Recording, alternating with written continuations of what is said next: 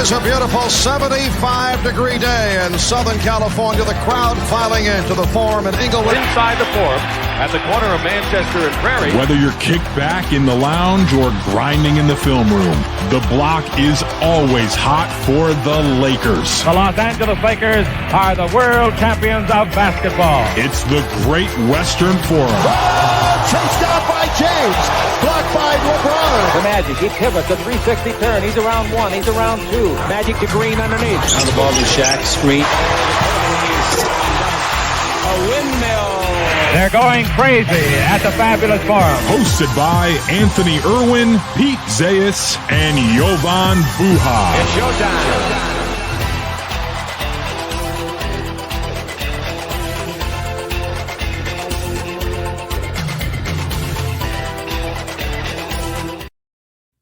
Welcome, everybody, to the Great Western Forum. I'm Anthony Irwin, your de facto host. I'm not going to spend too much time on the mic because of the people that I am doing this show with.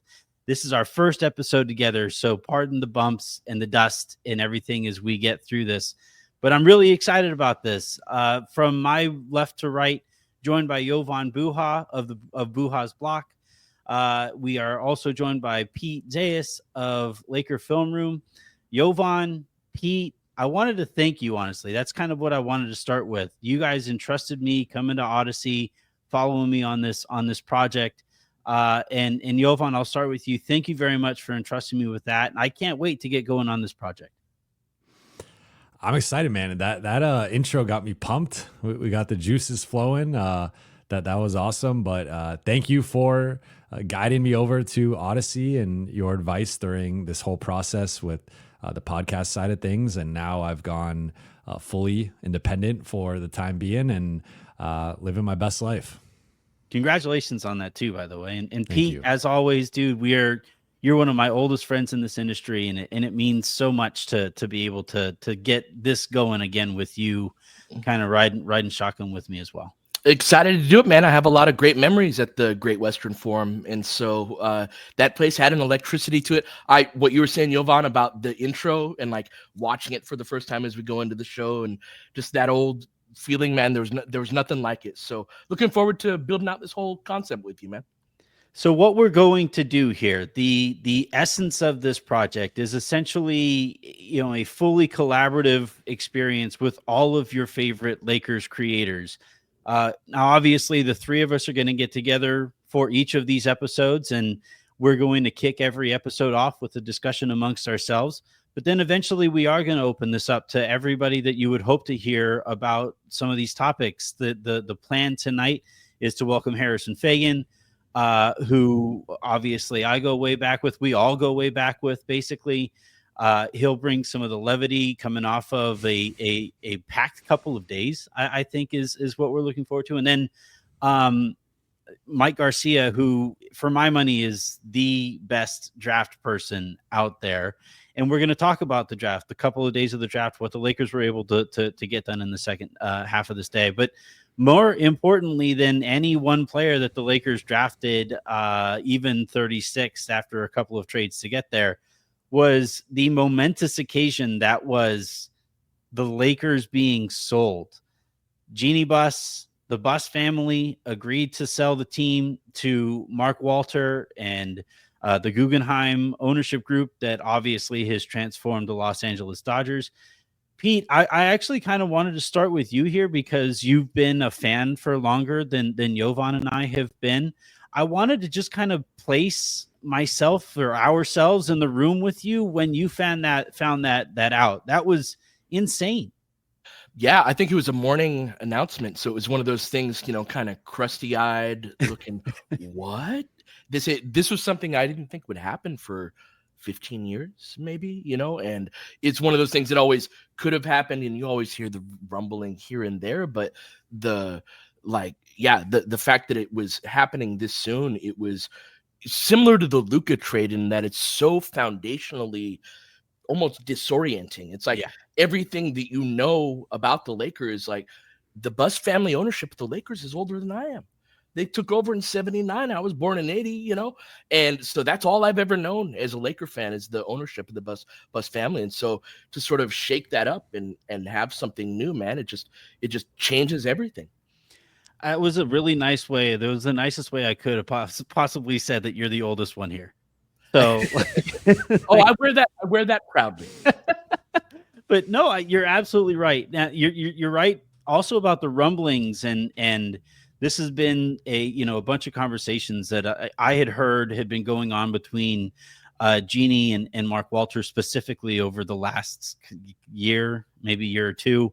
But it's still like, I don't care how much background I have on it. It's still going to be shocking. Jovan, you also, I believe, grew up a Laker fan. You've been covering this team here for a few years. That, there's no way to see that notification on your phone and not be just dumbfounded. I was recording a mailbag when it happened, and I immediately scrapped it. That lost footage will never be seen because that was just, I didn't think anything could top the Luka trade. Like just the shock and awe of that, and how important that was for the Lakers of getting this generational superstar still not yet in his prime, arguably, and just what that is going to do for the next 5 to 10 years. But I think this is bigger. I think this is a bigger deal because this is the next 20, 30, 40 years of Lakers basketball, of the Lakers franchise. So again, I didn't think like February 1st/2nd will always be a 24-hour period that I remember from being at MSG, getting that notification right around midnight, and then just going into scramble mode of calling people, texting people, writing about it for The Athletic, going live. I pulled an all-nighter that night, then flew back to LA that next morning. I'll never forget that, but this was like right there with just, this is changing the trajectory of this franchise for the foreseeable future. Yeah, I think that's a big part, is the 1-2 punch of the Luka acquisition and laying the foundation for the post LeBron era in that full swoop. But then I think you're absolutely right. It is a bigger deal that the Lakers are under new ownership and are going to modernize. And, one of the takes that I kind of saw is that, like, how much is this actually going to change? Is this, not even on an immediate case, because it is going to, the sale per their announcement the other day, it won't go through till the end of Q3, maybe the beginning of Q4. So I don't think we're going to see, the immediate injection of resources that we're going to see. But Pete, the part of it that really excited me was that you're going to have this franchise that isn't at a low point. I saw comparisons to the Clippers with Ballmer, or even the Dodgers when Mark Walter bought them, and how, like, it took time with those ownership groups to, Steve Ballmer still hasn't made a championship despite all of the resources that he's put into the Clippers. But to me, the difference is the Lakers were exceptional even while they left all that meat on the bone. That's to me what I kept coming away from that idea. Do you think that is what do you think of that analysis? What do you think of that possibility that the Lakers, who have been able to attract superstars, they have won all these championships, even while they've been kind of, for lack of a better phrase, mom and pop shopish, the idea that they can take all the strong points of that and potentially also inject into that this modern concept of a fully formed multi-billion-dollar organization. Yeah, that's the part where we win as completely as we can win, is that, and part of what I'm excited about that's different than, say, Dallas, for example, where they have an ownership change, is that this has been a slow burn. Walter's been an owner for a few years. Jeanie has talked about the progression in the relationship. This isn't something that it's like this outsider just threw a bag at you and I was like, well, okay, this is your team now, I guess, and you work out some awkward deal. It's like, for one, I don't think Jeanie would ever pass the team on to somebody that she didn't think would preserve the value system that they have in place, and a lot of what's really good about the mom and pop shop that they have. And that I think that it's very easy to just overlook some things that the Lakers are legitimately good at, or just in the sake of throwing dirt on them, where I think if you synthesize that with some more resources and money and just a bit more, couple more big picture voices in the room. I'd brought up Stan Kasten as somebody to keep an eye on out for if as somebody maybe the Lakers might hire. So that, yeah, man, it could be kind of the best of both worlds of kind of preserving a lot of what is already here and it makes the Lakers great and that Lakers family idea and adding some real heft behind it. Jovan, do you think they can strike that balance? I think it's going to be challenging, but it does seem like that's the plan moving forward with Jeanie staying as governor for the foreseeable future. Looks like at least a few years. I'm a little I'm interested to see how that dynamic. Yeah, what do you make of that? Kind of what's your read on all that? I just think it's tough to have someone pay $5-ish billion, which is going to end up being the final it's $10 billion valuation, but in actual money, $5 billion, only $5 billion. For yeah, but that to pay that much and then to let someone else run the show, I just that doesn't quite make sense to me. So I mean, I'm sure he's gonna have a big seat at the table and be more behind the scenes in terms of some of the things, and maybe it is more of an optics thing of she's going to be the one in the governor's meetings and she's going to be the face of ownership, because we know sometimes there'll be a celebrity or an athlete as the face of an ownership group when in reality they own a minority percentage, right? That's how these things work sometimes. Yeah. But I just, it's going to be interesting to see when, if, for example, they want to make some more dramatic changes to the front office in terms of going in a different direction at some point, or adding in a new voice ahead of some of the key front office figures. How is that going to potentially sit with her? Right. Yeah. Yeah. This front office is almost known for being thin and known for running lean. It's and they like that less than anyone. Yeah. If you think we don't like that, how do you think they feel about it? That's the part of this that I find fascinating, and the point of spending all of that money to then also just continue to allow Jeanie to hold the keys there. I just bought for Father's Day a $200 set of bucket golf, and I'm going first. I'm gonna set it up. And I just can't fathom a world in which I do all of the work to set up the 9 holes around my house and then just be all right, everybody, y'all have fun. And that's a tiny little golf thing. Think of that with literal exponential more resources going into this. And I think the key factor here, Pete, is it's easy to be patient if things are going well.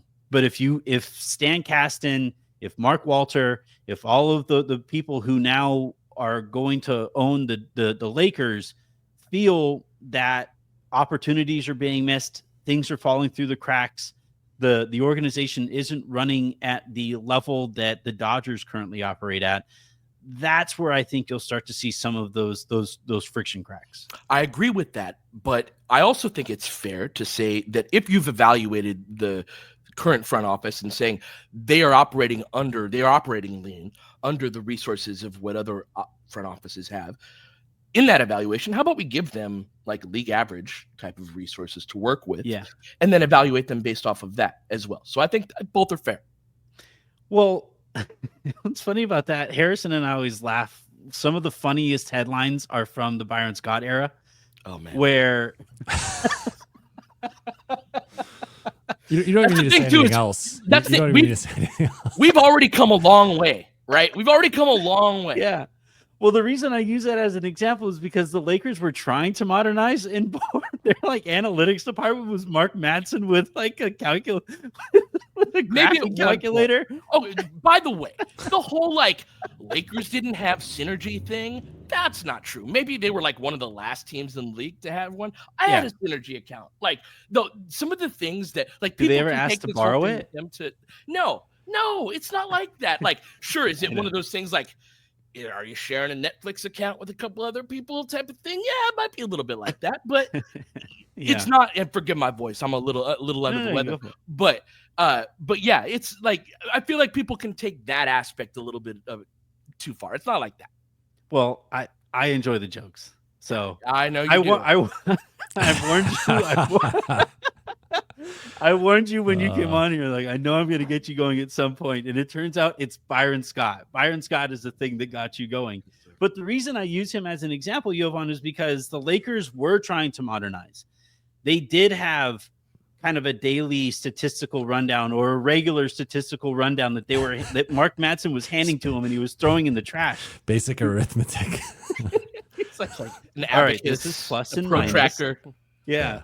But like, if I guess what I'm really curious about and really fascinated by is what happens if TWG steps in and tries to inject all of these resources, and there is discomfort there with a previous regime that had never had that stuff before. Is there a potential such thing as too much information and information overload, do you think? I mean, maybe, but I don't think they're close to being to that level. I don't think that's a concern for me. Like I think the more interesting thing to me is how does the current group kind of view some of the new changes and how they assimilate into that. And again, we talk about the insular nature of the front office and it also being such a small front office. And if they are expanding that out and you look at franchises like the Clippers or the Warriors or the Celtics, and I reference those three specifically because they're also in big markets, like they have much larger front offices and they have more voices at the table in terms of roster and drafting and scouting and all of that. So to go from being one of the smaller front offices in the league to being at least average, if not one of the bigger ones potentially down the road, like that is a notable change. And how the current people navigate that, I think is going to be fascinating for me to observe and hopefully continue to report out.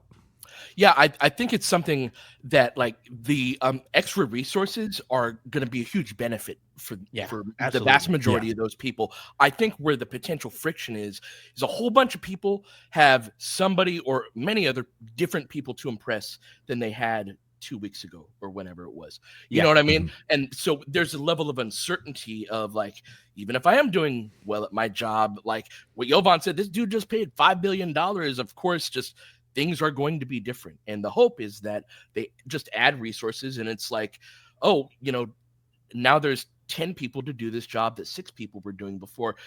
How are the 6 people going to feel about that? Probably really good that not everybody, like I remember I got an intern the last year I was there, and that was just super helpful, and so just there are so many places around the organization where just a little bit of a helping hand could help a very talented person do their job a lot more effectively. Yeah, that's, I think, a perfect segue into that point of, I don't want to paint it as like somebody's looking over everybody's shoulders now, or they feel like somebody is looking over their shoulder now while they're trying to do their job. But that is kind of the crux of the relationship now, right? When you have people, it's like when a principal sits in on a teacher's classroom, and she says, "Oh, please act like I'm not here." And the teacher's always like, "How?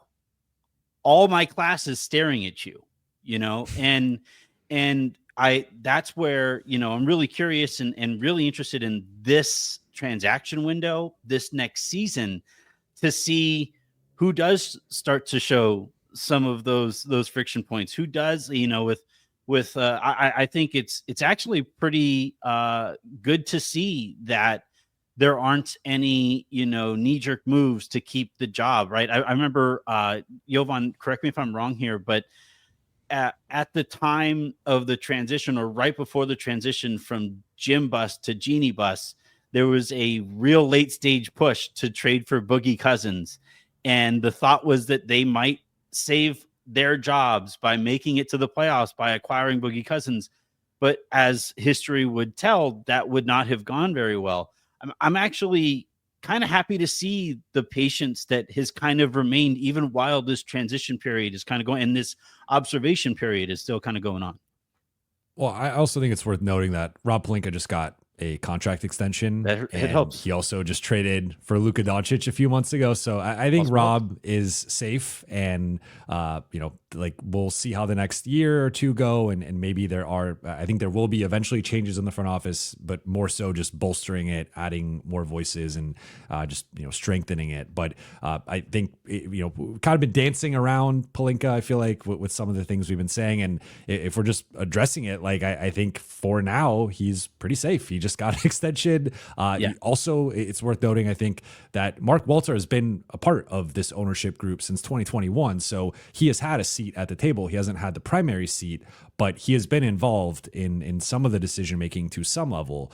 So I think maybe this was already in the works around the time of Pelinka's extension. I don't have clarity of that, but he just got extended. So I think the plan moving forward is going to be Jeanie is going to be the forward facing governor and Rob is going to be the head decision maker. But how this transaction cycle goes, how next season goes, Luka extension is a big thing. I think it's a big factor within all this. Like, those will determine what changes are made in the future. But I think for the foreseeable, next year or maybe even two, I think Rob is pretty safe.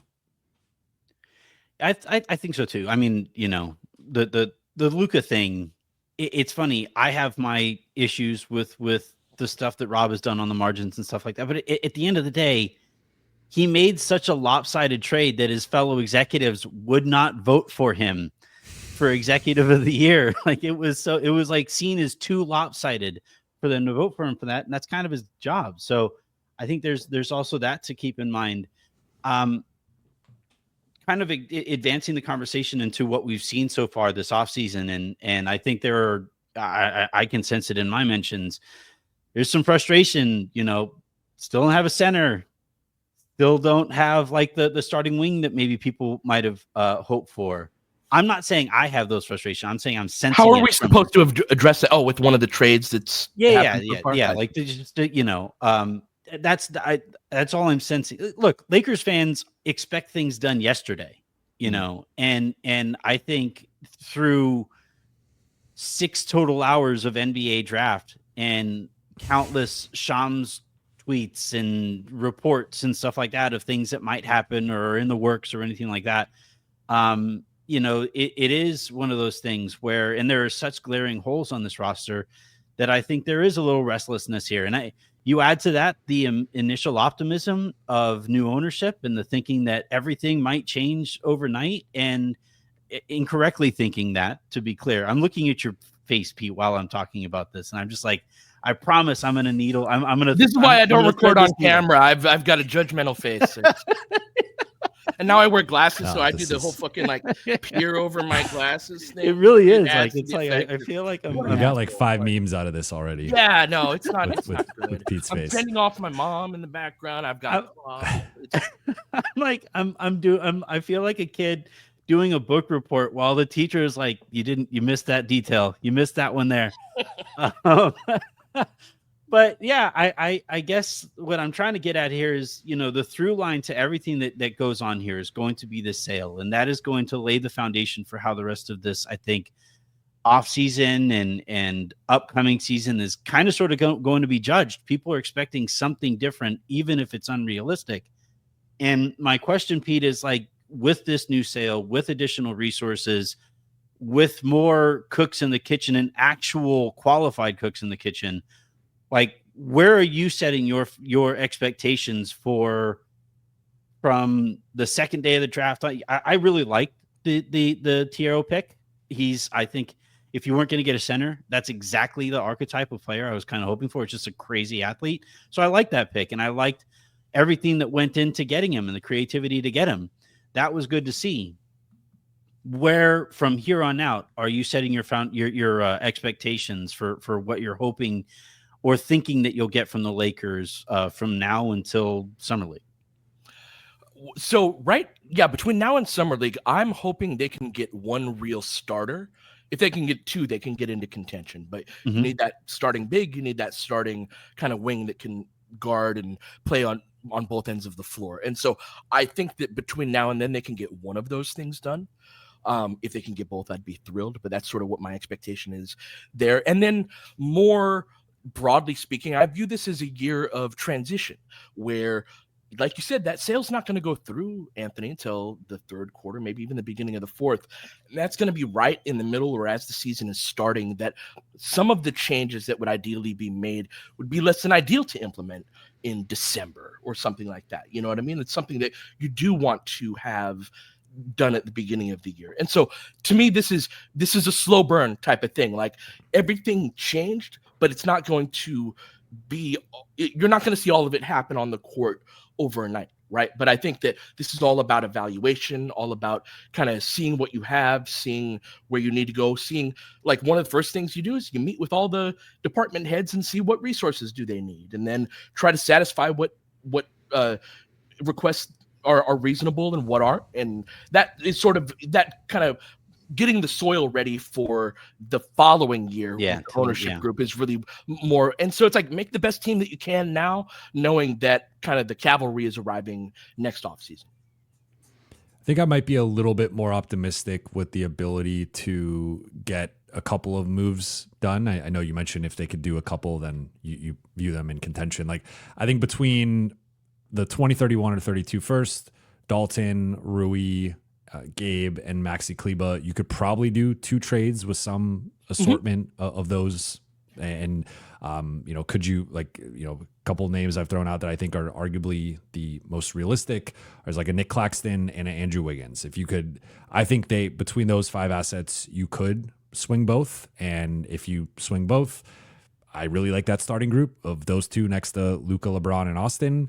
I think it's going to be interesting because they kind of have to make a trade, if, in my opinion, if they're serious about next season, just because I don't think you're finding, like, maybe you get lucky and someone takes a discount, but really, if you look at the realistic targets in free agency, I don't see someone like moving the needle that much for that 5.7 taxpayer MLE. And as of right now, it's not looking like LeBron is willing to take a pay cut. They could salary dump someone, but you're going to have to attach an asset to that. So then maybe that's like your one at bat with a trade or with a pick or something. So I think realistically, it's going to have to be a trade. And if we go back over the last few summers, the last time they made a player related trade was August 2022 with the THT for Pat Bev trade. So they sat out 2023 in terms of trades. They sat out 2024. This has been a front office that has tended to prefer the perfect trade or the ideal trade over even like a good trade, and has waited closer to the February trade deadline. So I just pose that as like, to me, it's going to be an interesting thing to see if maybe that is where the new ownership kind of comes in and there's a little bit more urgency. Because you also have to remember, August 2nd, that is the big date of the summer for the Lakers. And we can sit here and maybe, like, if we're being pragmatic, maybe the best thing is to wait until next season. And this is a little bit of a gap year. And maybe it's impossible for them to build a roster that's on the level of like an OKC. It probably is. But you have that other, you have that franchise player that we talked about earlier in the show, that he's up for an extension. And I think if you're trying to sell him on Clint Capella as the primary offseason addition for $5.7 million, I don't know if like that's the best representation of your organization moving forward. So I think that's a looming factor over all this. That's why I think where it lands is somewhere in between, is that it's one move, right? It's like, we've got this guy and maybe it's Clint Capella for now, but we're looking to add at the trade deadline, right? But we've taken tangible steps between where we're at now to, even if it's not all of them that we need to take.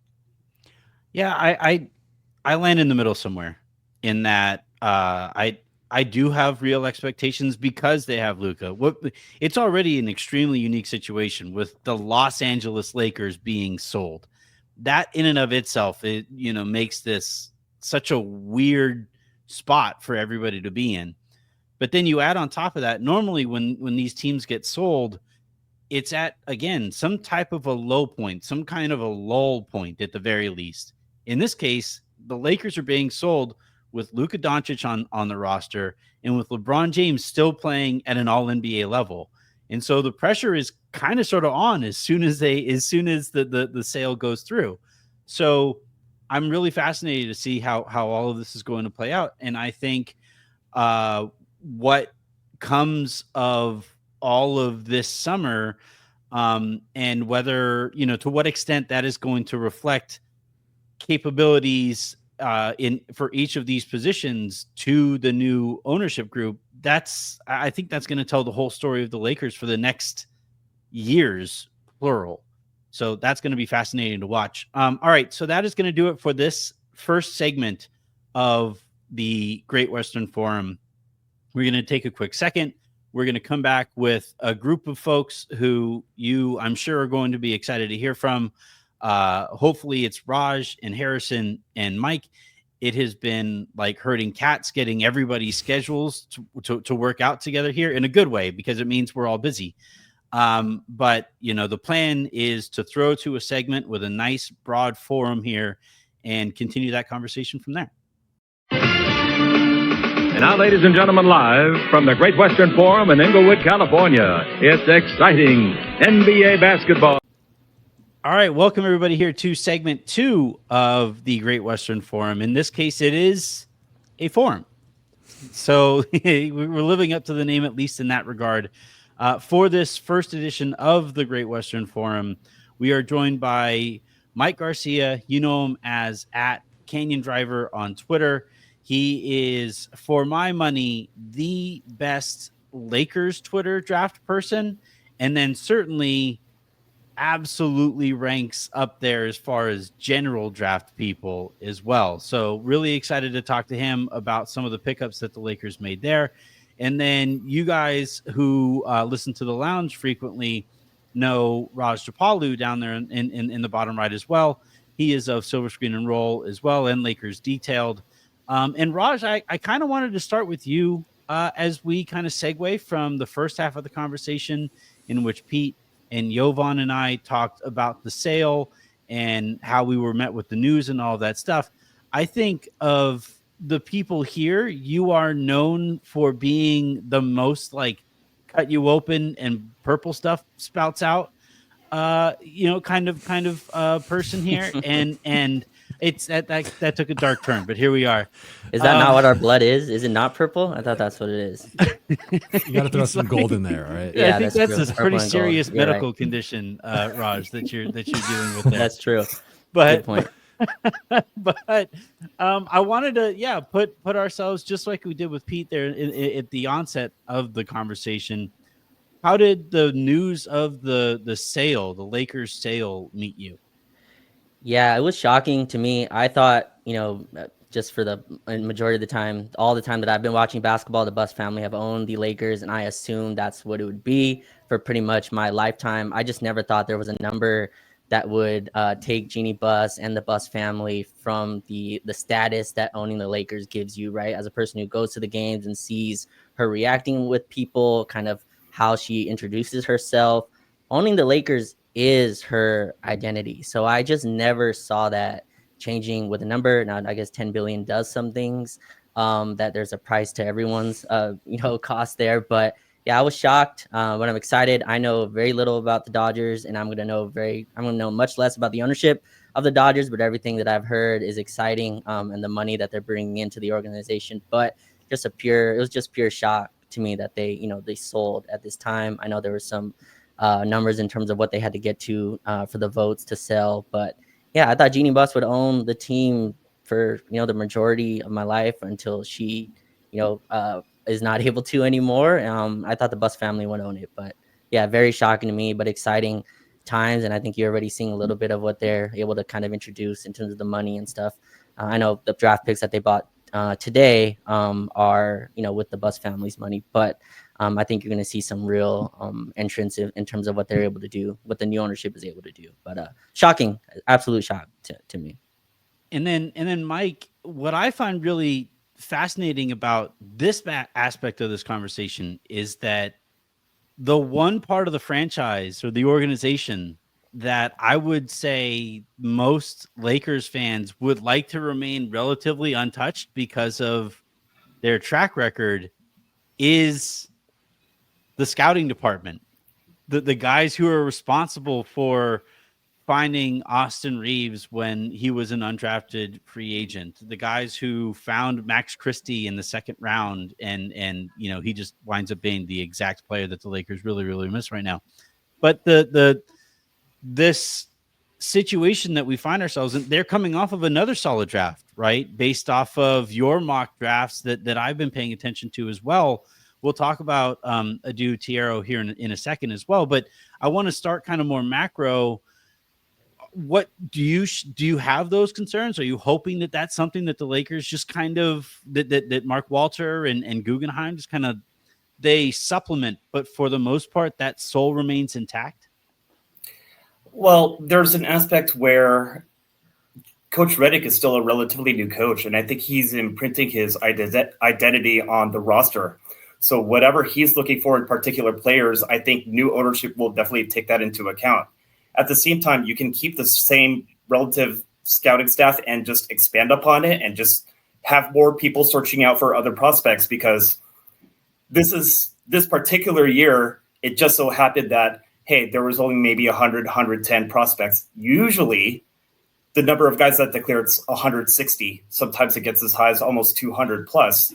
And with the addition of the NIL contracts, it can actually make it easier in the sense of college players are going to stay longer.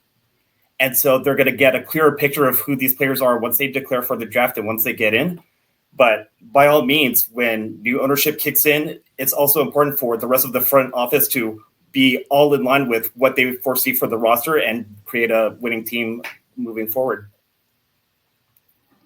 Yeah, I'm really excited about the transition and this idea that there are, like, one of the things that I think even I am, and maybe I especially am guilty of, is allowing my frustrations with some of the marginal things to overshadow some of the real strengths of the organization. Right. And, one of the, I think, very pervasive takes after the Lakers got Luka was, well, when you have shit like that fall in your lap, then, it just happens. But at some point, Pete, right, one of the back and forths you and I have had for years is stuff falling in their laps, or is that something that they have positioned themselves for, right? Where do you stand on the notion of, like, a situation like Luka or LeBron signing there in the first place, or Clutch potentially facilitating Anthony Davis making his way to the Lakers? Like, how do you kind of make that a tangible strength, or consider that a tangible strength that can be built upon?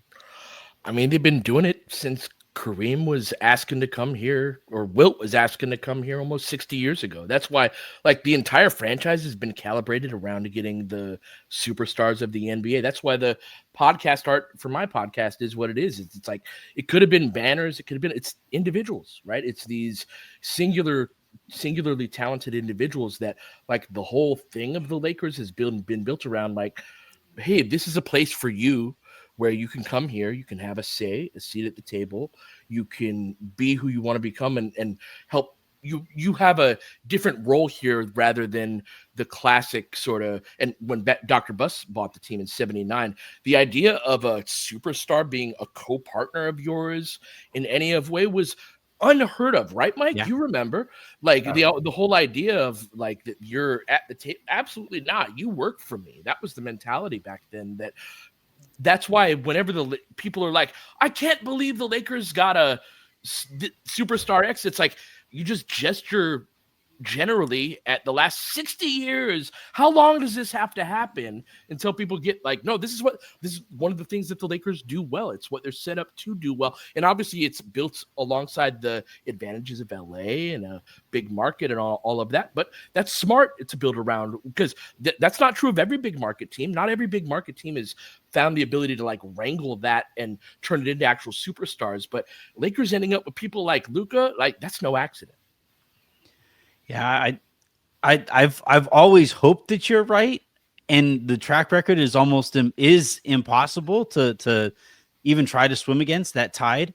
But it is kind of like this thing where, the processes. I'm always kind of a slave to process, and the processes are always kind of they sign LeBron at a real low point of the franchise, and to your point, Pete, the reason, or one of the reasons, that LeBron said that he was coming to the Lakers in the first place was because he wanted to partner with Magic Johnson in ways that stars didn't typically partner, even at that point in the player empowerment movement. that they weren't necessarily at that in that way. The question I kind of have to Jovan is, if this is indeed a strength, and like we talked about this in the first segment, and I just keep on going back to the balance that needs to be struck with these people who are coming in to an organization that just acquired Luka Doncic. It's not at any kind of a low point right now. They won a championship a few years ago. They were just in the Western Conference Finals a couple of years ago. Again, my own qualms, or our qualms, with some of the day-to-day stuff aside, it's still a really strong franchise that is going to get this injection of resources. And I think tonight is a perfect night to talk about that balance that needs to be struck between, yes, supplement in spots where the Lakers really, really need it, but also with something like the draft that has had this track record for years, plural, with Jesse and Joey Buss running the scouting department and the South Bay Lakers the way that they have. How would you like to see that balance figured out between Guggenheim, who has the resources to just completely overhaul things if they wanted to, and actually using a little bit of tact, a little bit of strategy to injecting resources where absolutely need be? Well, I think they should evaluate, as Pete had mentioned earlier, like meet with all the department heads and ask for what resources they need. And also, I think, enter this new era, this new partnership with something of a blank slate. And like, it's great that you were able to get Luka. It's great that you were able to get AD. It's great that you were able to draft this player. But like, we're about the next era, and we need to move forward with like, what are you going to do in the future? So I do agree that I think the strength of this front office, the strength of the organization, outside of nailing the big things, LeBron and AD and Luka, has been finding value in late first round picks, early to mid second round picks. The scouting department has far more hits than misses over the past 10 to 12 years. And if you look at their drafting track record versus some of the people bring up like Toronto or San Antonio or Miami or some of the, like, they're right there with all those teams in terms of finding and extracting value in the draft or undrafted guys, the G League, whatever. So I think you could put them up against just about anybody. So I think it's more so to your point, Anthony, like you gotta, I think, hit some of the smaller stuff, some of the stuff around the margins that has been sometimes a blind spot for, I think, the front office and the organization. And if you can do those things, and I think planning ahead and kind of sticking with some of those things longer term, I think they'll be right there. And but I'm with you. I think it's going to take some time to figure it out. It's not going to be solid from day one, but I think they have a pretty good foundation to start with, I'll say. This, I think, Mike, is one of the most, like, this is a draft result or a draft haul that has probably as much symmetry with your big board as any that I can really recall, like even extending into the undrafted free agents that they signed after the fact as well. So Mike, do you want to announce that you're the new head of the scouting? Like, what? They've started to beef up the department already. Mike Garcia, congratulations. You're Guggenheim's first hire. Congratulations. Pete's known that this has been going on for a while, even dating back to like me tweeting about, if the Lakers needed ball handlers, there's Austin Reeves and Joel Ayayi. And then both guys got picked up, and I'm like, okay, wait a second. It'd be great if I hit one, but you telling me both. Now, granted, Joel didn't quite make the squad, but at least they gave him a shot. That's kind of all I really cared about. And now with, today was Adu Thiero, it's Eric Dixon and Augustus Marshall-Lotus. Like, this is at least going to be a fun summer league team. I don't know what it looks like in terms of professional potential. I just know how I feel about Thiero and what I know about Dixon. I mean, Pete, I know you remember Sasha Vezenkov. There's a lot of similarity there. I think lefty, let it fly. Yep. Yeah, you would appreciate that.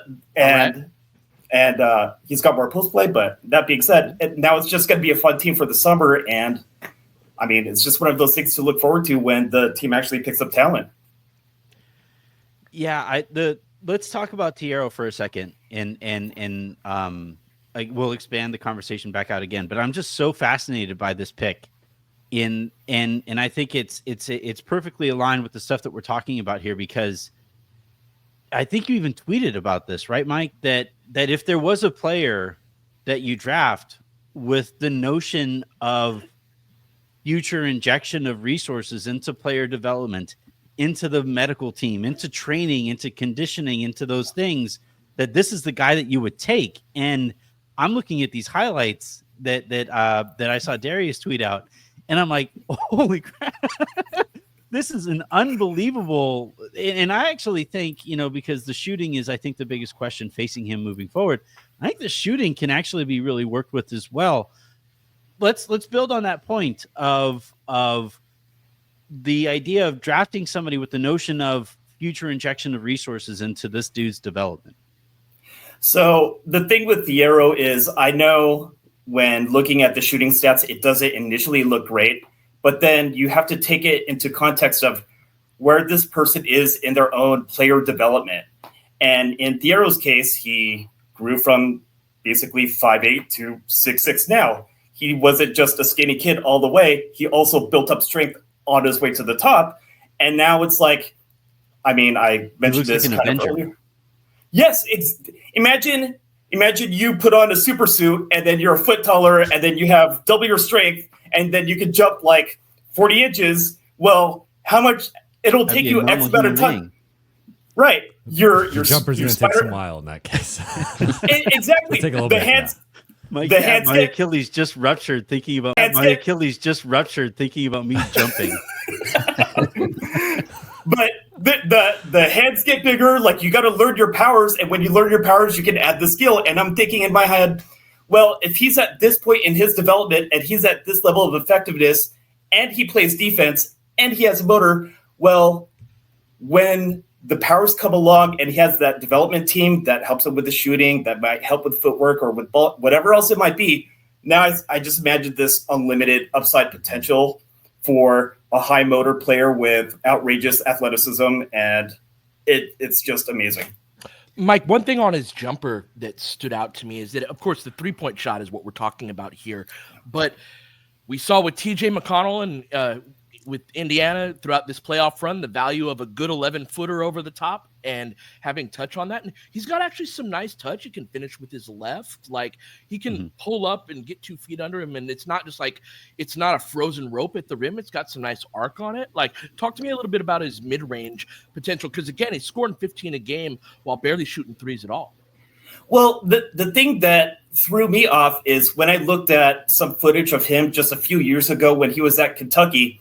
He was considerably skinnier, probably 20, 30 pounds less. And they were just doing, like a white and blue scrimmage game within the Kentucky team against each other.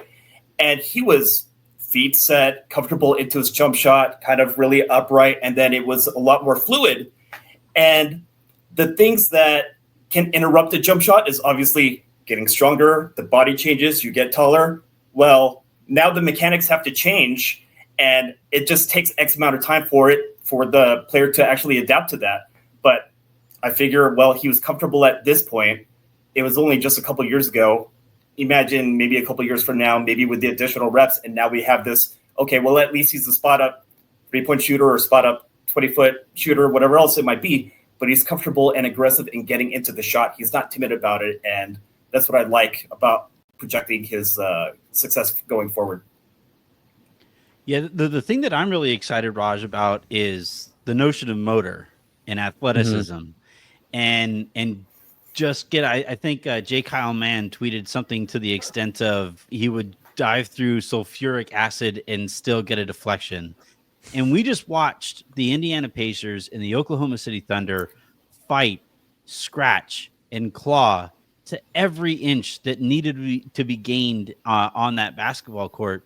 And that was something that I thought the Lakers desperately needed was just high motor guys who can actually utilize that motor through natural athleticism. And that was the first thing that jumped to my mind was like, I think this guy in a few years could belong on that basketball court that we just watched in the finals. Yeah, and I just want to say, I heard, Mike, you were talking about the excitement of the athleticism. Selfishly, at this time of the year, how well they play in summer league matters to me. That's like one of my favorite trips, of the year. I love going out there. So having an exciting summer league team is, up on my priorities. But no, this guy looks like a really, again, I'm so excited. I have a whole night to just go dive into, to this player that I learned about a couple hours ago. But no, he looks like a super, awesome athlete. And to the point about motor, that's the point where I think the Lakers really missed that. And that's where I think Vanderbilt being unplayable really hurt them, right? As a guy that was supposed to help with motor, but just could not stay on the floor due to, his shooting struggles and all the fouls. And there's just an athletic floor that the Lakers did not reach, I feel like, against Minnesota, especially with the players that they played, benching Jackson Hayes, who was in their top of their rotation in terms of athletic profile. And so hopefully he can help next year. And obviously I can't speak to him, but just being on the ground in the G League and their development, seeing how much that's improved, the connection between their G League South Bay team and the parent team has absolutely taken a huge step. I look at not like, obviously Bronny is the one that gets the most fame, but I look at a guy like Jordan Goodwin, who when he came to when he came to South Bay, I asked him what he looking to improve on. He's like, I'm trying to improve my shot. And right away, I thought that improved as the games went on. And it went so far that he was part of JJ's 8-man rotation, so that's one of the success stories that I look at from the G League. And there's just a connection now between that development team to what they're expected on the parent team as well. And hopefully he's also part of that process and the other guys that they drafted today. But it looks like a really fun athlete. And again, that matters to me because that's the point of Summer League, going and enjoying the athletes on the team. A lot of teams nowadays have this whole crew of guys that span from guards all the way up through forwards and bigs these are the guys that you're really relying on to defend and to pick up that slack. And so, Mike, I'm curious if you could help us understand a little bit more about who he is on the defensive end of the ball, because you can see the talent, but what exactly does he do? Right now, he's just a defensive playmaker. And like I said, he's still growing to his body. So he's discovering his powers in terms of, hey, well, what can I get away with if I'm this level of athleticism and I have a 7-foot wingspan? Well, it turns out it's been a lot of transition block shots and a lot of transition block dunks and forcing turnovers on point of attack guys. And, it's not so much of the idea of him being kind of like a chaser, chasing a guard around screens or anything like that. That doesn't really seem like his thing. But I just imagine a defender going up against a power wing who might isolate in the post, put him on an island, and we're just looking for a defender that can compete, well, size-wise first, athletically second, and then maybe get a good contest. And I'm like, oh, well, the arrow is this guy. Can he be disciplined enough to just not get in foul trouble? Because he's still testing his own limits. And if he could do that and then learn that process kind of quickly, now you got a guy that can stay on the floor because he's really willing to get on in transition. Jovan, what did you think of the way that the day played out? Because, obviously I think it's an easy point to make. People are like, oh, they sold the team. They finally used cash on these picks. It was like, they've actually done that relatively well over the last few years. Like they wouldn't have gotten Max Christie if not for buying a pick in the second round. But what did you think about one of the knocks that I get more consistently about Rob Pelinka, from talking about to people around the league who have to negotiate with him and stuff is kind of a lack of creativity. I actually thought going from number 55 and making two transactions to jump up to 36 the way that they did was I wouldn't say out of the norm, but it was a pretty great set of maneuvers to get them into that spot. I agree. And you see there was a lot of activity today. Phoenix was an active participant in the second round. And so I think for some fans, I was already seeing it. I did episode earlier in the day, then I went live, and people were a little bit antsy about what's going to happen. Are they going to move up? And so when they moved up, it was like, okay, they were targeting someone in the top 40 that they were waiting to see where he was going to slot, and then they were looking to purchase that pick. But to your point, I think it shows a level of creativity from Rob. I do think that this is more in line with how they've operated over the last few years. And like they are constantly sniffing around late first, early to mid second, like, and seeing who are their guys and if they can end up nabbing one of them. So I think that it was kind of in line with how they've typically operated. One interesting thing with him that, Mike was talking about it, and I looked up the scouting report from the Athletics' Sam Vecini, and he said that the Arrow's a slight notch below the Thompson twins as an athlete, and like just kind of similar to them. And just thinking about like that insane type of player with the Lakers is, I mean, it's enticing. It's those Thompson twins. They do stuff regularly on a basketball court. We're like, that's not. Yeah. What? Hold on. Look, the Lakers turned 55 in money into the 13th ranked player on Mike Garcia's draft board that gets comparisons to the Thompson twins from Sam Vecini. I'll freaking take it. Yeah, absolutely. And Mike, another thing that I would imagine kind of hurts your soul a little bit is how few bites at the apple this scouting department sometimes gets, and where those bites at the apple sometimes come. And a lot of that has to do with asset management and allocation and letting assets, just kind of fall by the wayside or die on the vine. One of the things that I'm really excited about is this notion of, again, supplementing a strength and compounding a strength by way of Guggenheim resources, is that better management of draft picks that you use to get rid of bad deals that you signed or something like that. And thus potentially enhancing the productivity of this scouting department. Have you considered that? Like, I can only imagine the number of times that you're sitting there and you hear people say like, oh, you got to trade this player to get off of this contract. And you're like, no, I know who might be available there. That would suck. I only get hurt, quote unquote, by the idea if I really love a particular player. The bottom line is I understand the team is trying to make these trades in order to succeed as soon as possible. Yep. That's what all of these trades are about. The only real gripes that I have is when they have a player in hand and then they let them go, and then knowing that they have a fair for example, it seems to happen every time with Memphis, and Memphis, like, you're aware of my draft list, but Memphis has a pretty good track record of getting my guys too. Well, what do? They get Scottie Pippen Jr. We could have used him. They get J. Huff. We could have used him. They most recently got Colin Castleton. I don't know what they're doing with his development, but they're still trying him out. And those are the kind of players that the current team needs now. Like, I would have liked to see a J. Huff on last year's roster going into next upcoming season. Yeah. And there was a relatively similar player in the draft with Ryan Kalkbrenner. Same general idea. Rim protector, has a three-point shot, a relative lob threat, more or less, but still a backup center.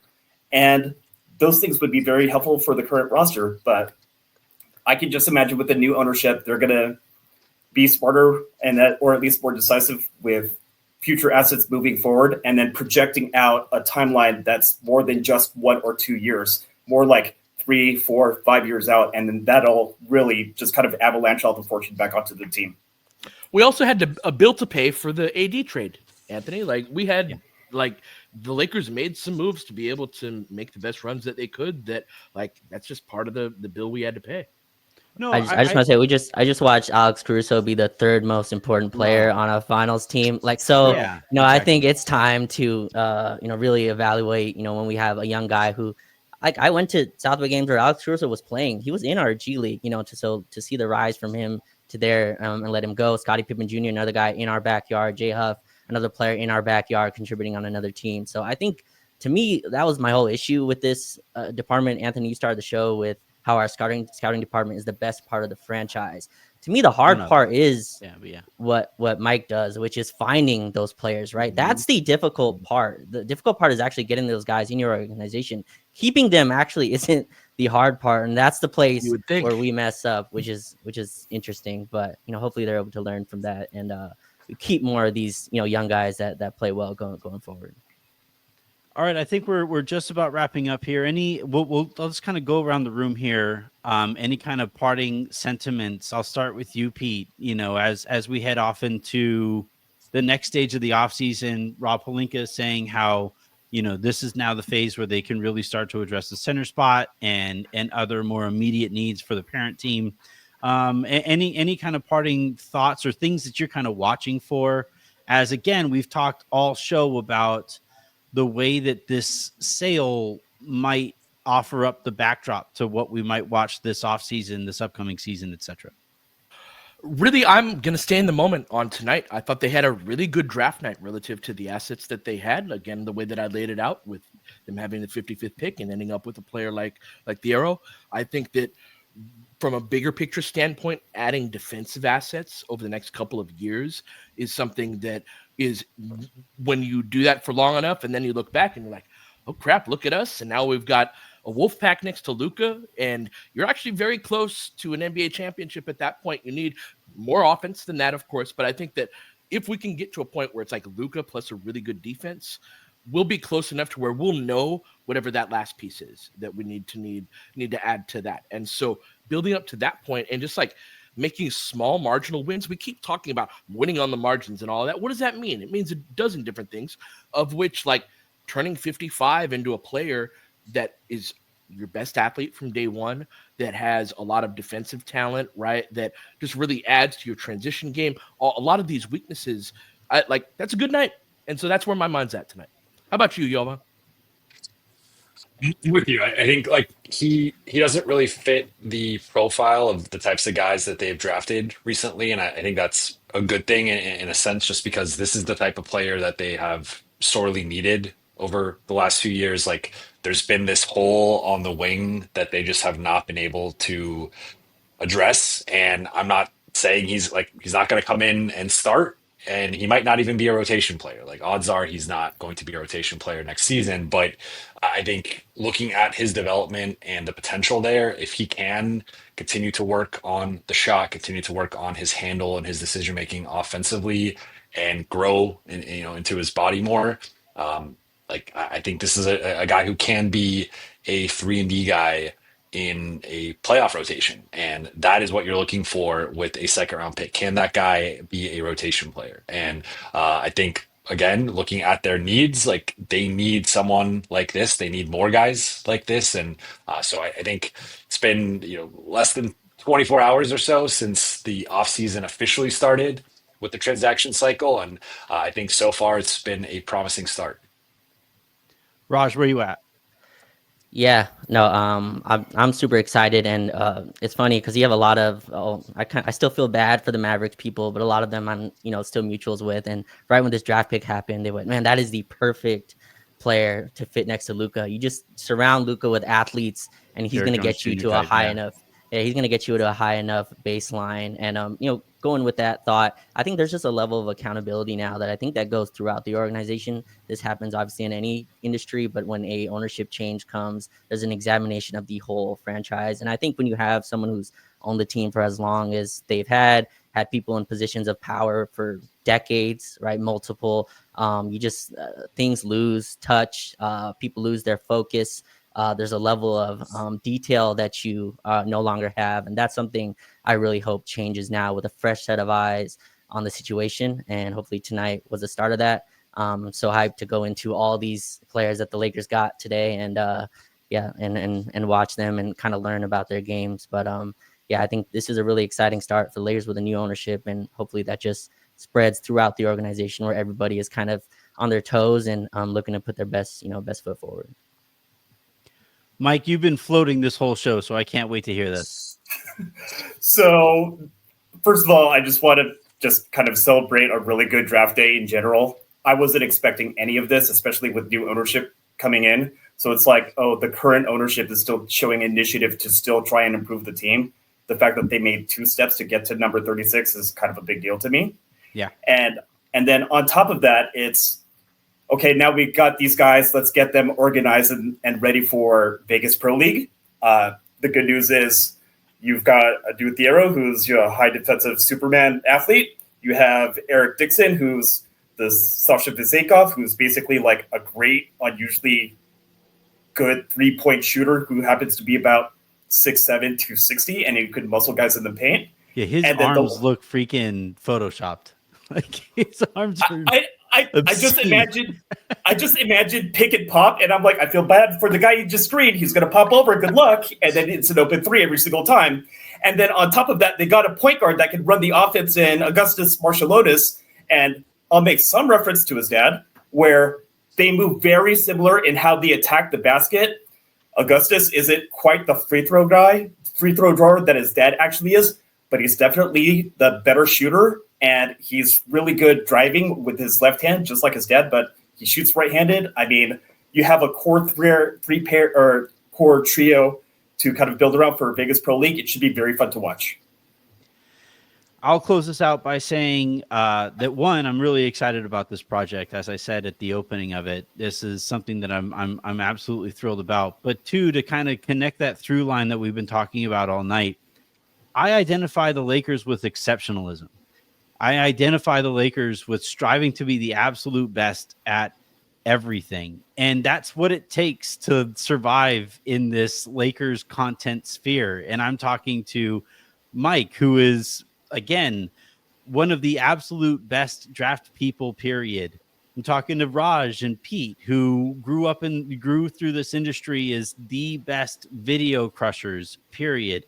Jovan, grew like crazy at the Athletic, and then I just made a couple funny mistakes over the course of my career. But like, what it takes to basically survive and thrive in this industry, covering this team, is competing with some of the absolute smartest and most creative people. And the idea that the Lakers are going to, I think, return to holding themselves to that type of level of Raj, you used the term of accountability. That's what I'm excited about. The idea that you're going to take the things that the Lakers are already really, really good at, attracting stars to, we talked about the scouting department over the course of the show, and then also inject it with some of the things that have made the Dodgers special in ways that I have watched as a Dodgers fan.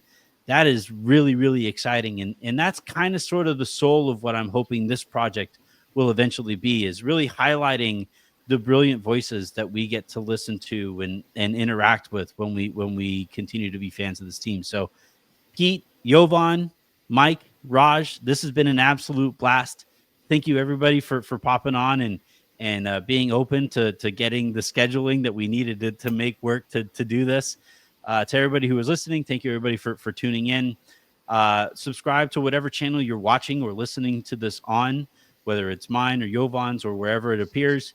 And until the next time we all get together, I'm not going to put this in the refrigerator because, it's been a good show and we're not competing against anybody, but have a great rest of your night, everybody.